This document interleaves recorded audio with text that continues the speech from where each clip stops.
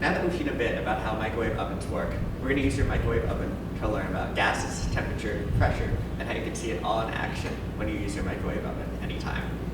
To understand what's going on, we're going to use an equation. Equations are important tools for scientists and mathematicians to use, but they don't just involve numbers. They're like a balance between two sides of the equation, right?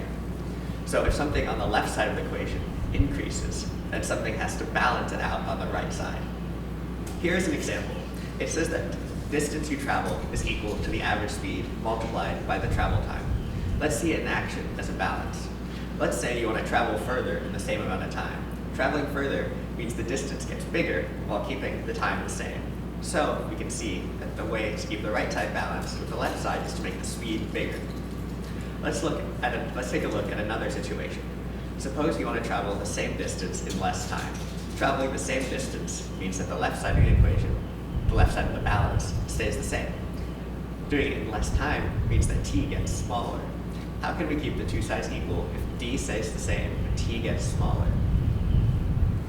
The only way to do that is to make the speed bigger. That keeps the right side the same size overall. Okay, back to hot stuff in the microwave oven.